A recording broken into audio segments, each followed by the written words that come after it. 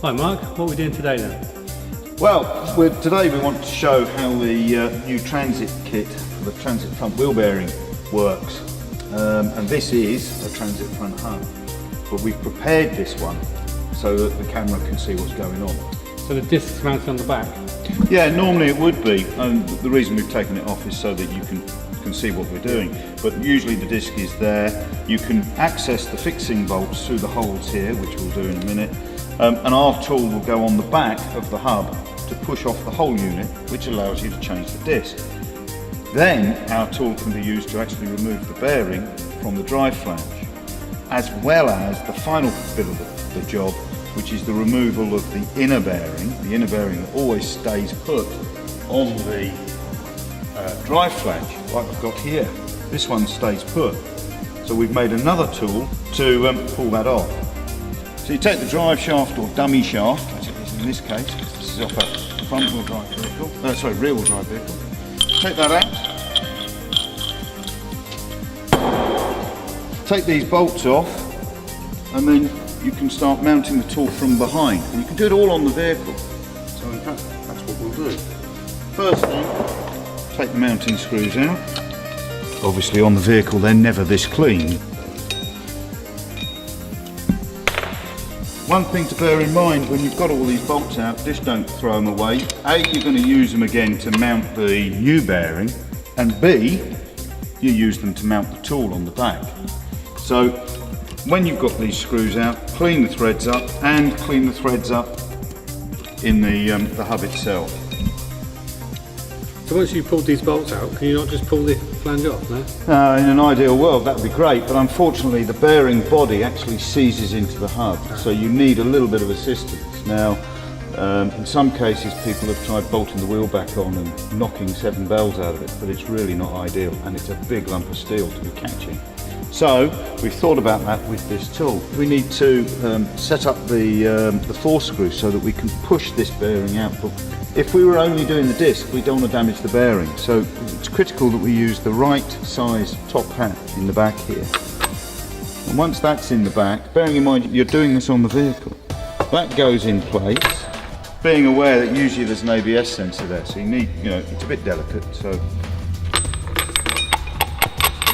make sure that top hat is nice and loose and not bound on anything.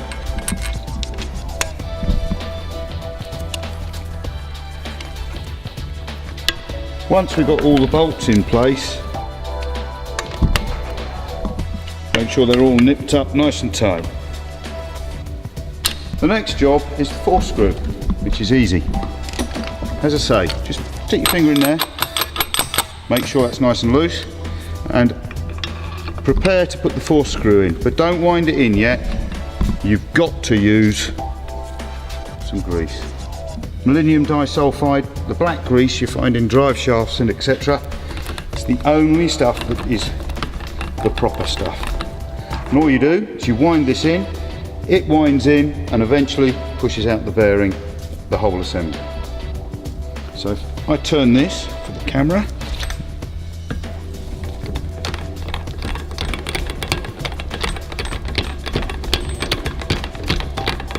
and here you can see she's winding apart nicely.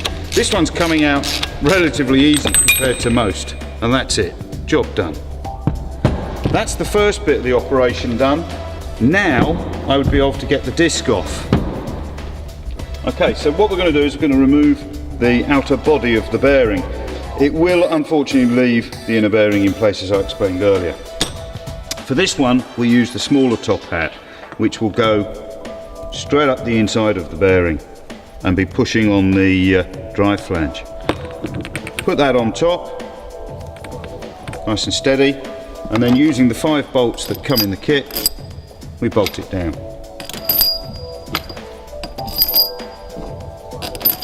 Bolt them down nice and even.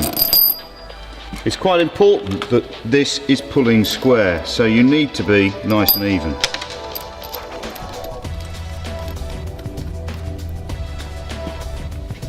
So we'll just wind it all down and then tighten them up nice and evenly.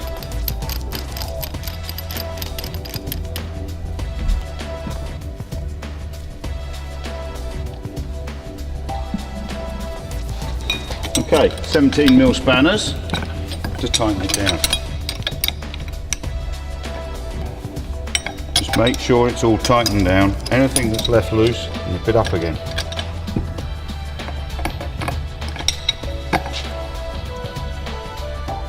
Right, we need to make absolutely certain that we've got plenty of molybdenum disulfide grease on here. We don't want this thread to go dry. It will put up with a huge amount of force, but only if it's correctly lubricated. This component here we call a impact force screw. You'll see why in a minute, but as we tighten this down to as tight as it will go, and then we hit it with a hammer.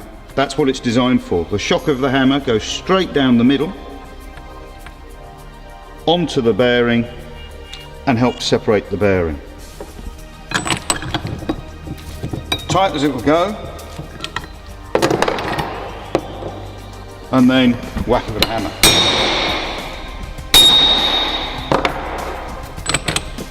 Tight as it will go,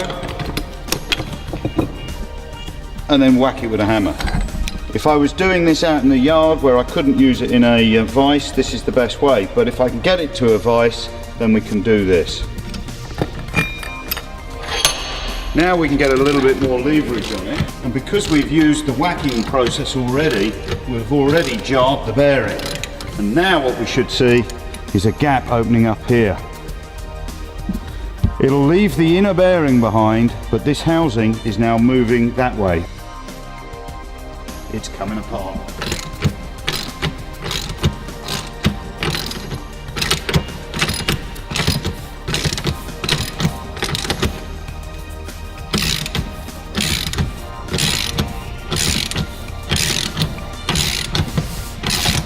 Be aware, it's going to fall out, so you need to be ready to catch it.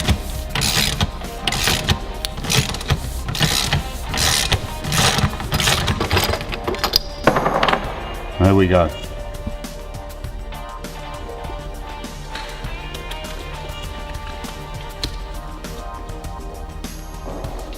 What would normally happen now in a workshop is you would cut this ring of rollers off and then grind the inner bearing till it was very thin and then hit it with a chisel. Problem is, for all sorts of health and safety reasons, grinding in a workshop is really no longer acceptable. So we've developed a process, which is an engineered solution to allow us to remove that bearing using this tool. Okay, in order to remove the inner bearing, this here, the inner race, we needed to find a solution that would get a grip on it and then pull it square. We could have tried to use a common or garden bearing splitter, but there just isn't the space to get it in there, and they're not terribly successful, and they don't guarantee pulling straight. We needed a proper engineered solution for this, and here it is. So what we're going to do is, this fits on perfectly round here. As it happens, on this bearing there's a little lip here that we can grip on, but we need to have our tool engineered to fit it, which this is, and it has to go underneath that lip.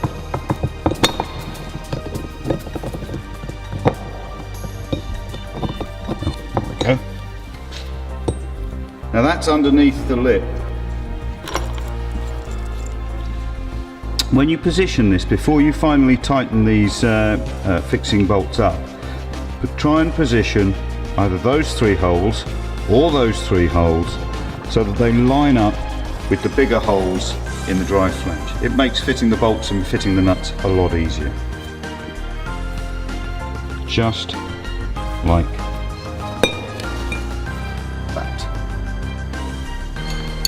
Do the 13mm pinch bolts up.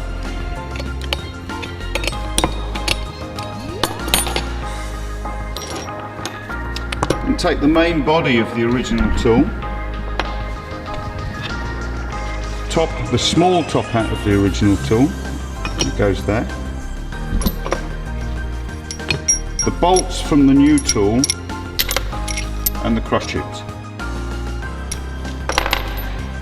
You're only using 3 of the fixing holes on the tool.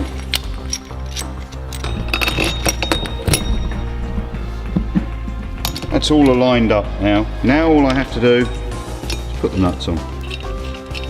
Make sure when you put the nuts on,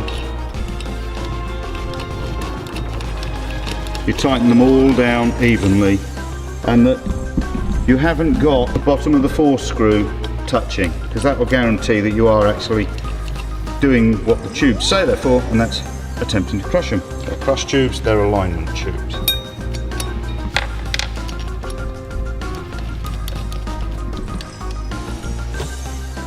Okay, let's start pulling.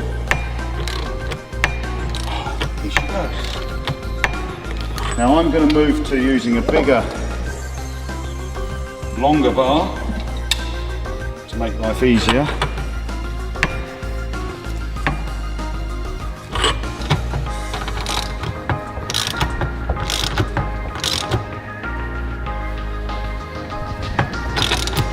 And as with the other bit, remember, it is going to fall out. There it is.